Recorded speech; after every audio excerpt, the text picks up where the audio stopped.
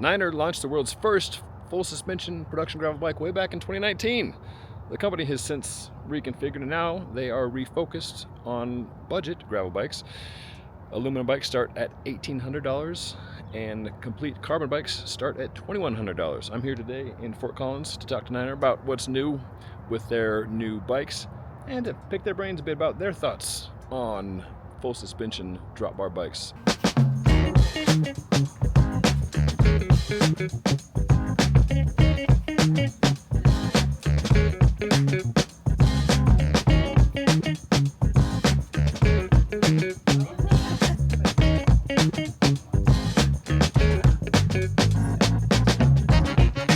Hi, Linda. How are you? I'm great. Nice to meet you. I'm glad you could come on up to Fort Collins. Yeah, nice to meet you. Thanks for having me.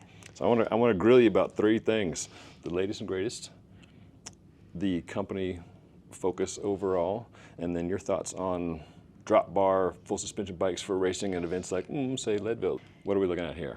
This is our brand new O9 RDO. It's a new gravel bike for us, and basically we took our RLT and did some geometry changes, made it more modern, more stable, and honestly, this is the mountain biker's gravel bike. So it's a little bit longer in the top tube, the head angle is a little slacker.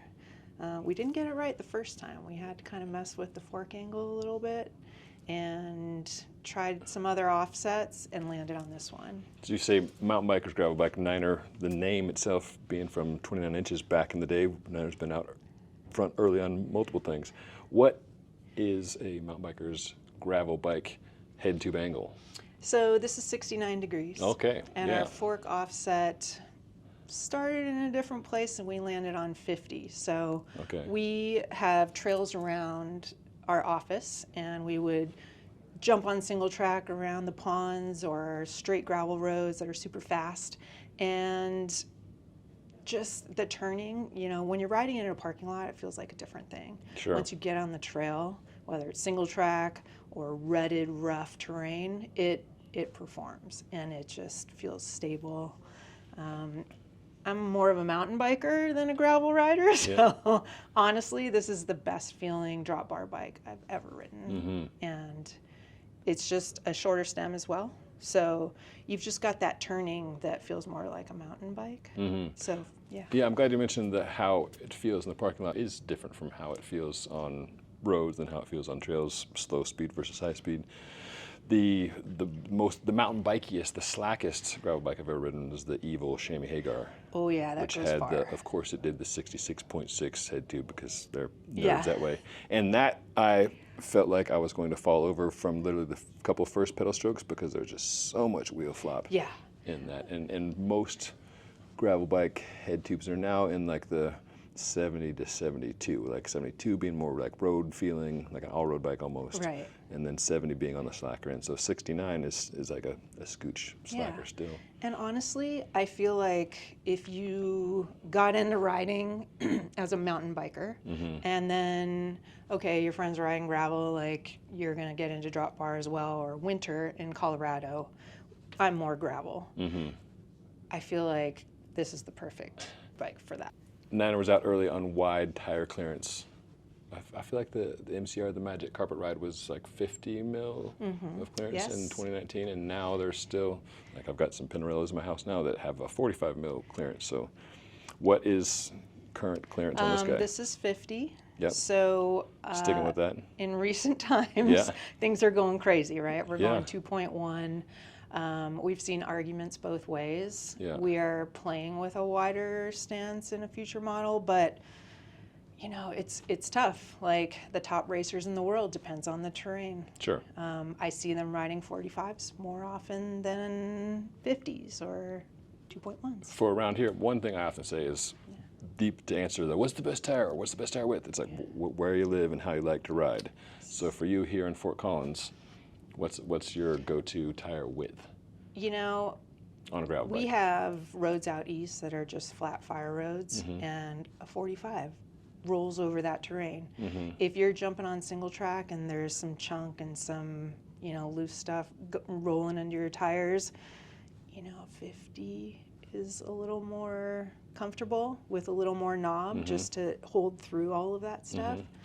I've ridden this on my local single track that's right by my house, and you know, you still like get jarred and your teeth knocked out of your head, but it handles, and it doesn't feel like you're going to go over the bars. So, tell me about the Niners gravel philosophy overall in terms of bikes.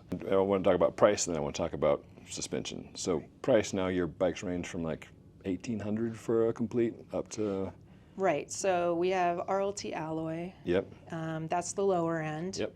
And it's spec'd with SRAM components. So Niner, like, we're still more of a boutique brand. You know, we're not speccing just your lowest price point drivetrain. We want to have a value bike, you know, so inexpensive but not cheap. Right. Yeah. Like, everything is changeable. It's all standards in the industry. So if you bought like an RLT alloy and you spent under $2,000 for that, you could go ahead and get SRAM wireless, whatever you want, and upgrade it. So it's very friendly to upgrade, and I think that's what people want. You know, like, getting into a new sport, it's expensive. Yeah, it If is. you have your base bike and you have great tires on it and the fit is average, you can go anywhere with it. Let's go back in the time machine. MCR, Magic Carpet Ride. Oh, yeah. 2018, I feel like at Sea Otter was the first time it was showed. Yes. 2019 it came out. I remember riding this bike and I was like, what is this? Yeah. This is weird. Yeah. Fast forward to today, perspectives have changed. What was Niners thinking then, and what is your thinking now about this? So around the office at that time, I was around at that time. Yeah. You would walk down the hallway and you would literally stop in your tracks and go, what are you doing? I mean, Yeah. So we had a rocket frame. So that was our short travel cross country bike. Yes. The rocket frame had some drop bars on it and it's full suspension. Yeah. So there was the concept. People in the office rode it around, the engineers played with it, tried, you know, different angles, and eventually landed on, yes, let's do a gravel bike with a rear shock, full suspension, forks back then. You know, there weren't very many 40s available, 40 millimeter travel. Yep. And so we sourced it, made the bike, and it started out with a bang, and then, you know, people were just like, oh, is that a cross-country bike or is it a gravel bike? Yeah. I'm not sure. Yeah. Today, our inbox, you know, we have a, you know, Contact Niner inbox. Sure. It's constant. Everyone's like, when the MCR, is it getting... Yeah, for the record, MCR went away, right? You had it for a few years.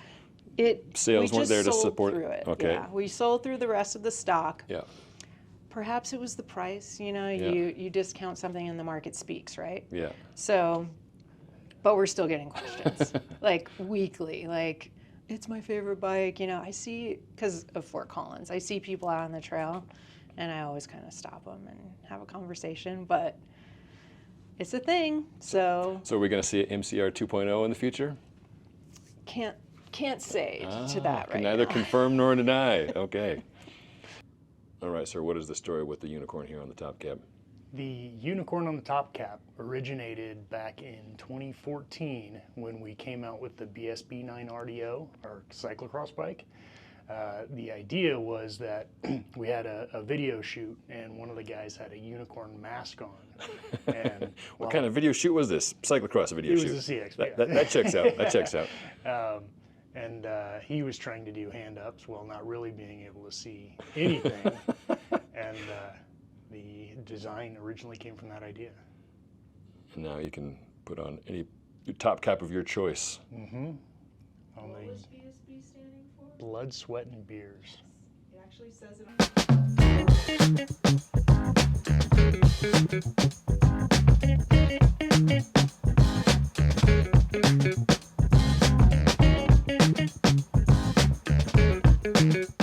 So there's a first look at the new Niner Or.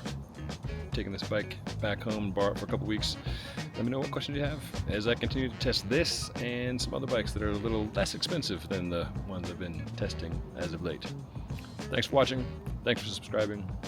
Whatever bike you ride, you know what to do. just enjoy the ride.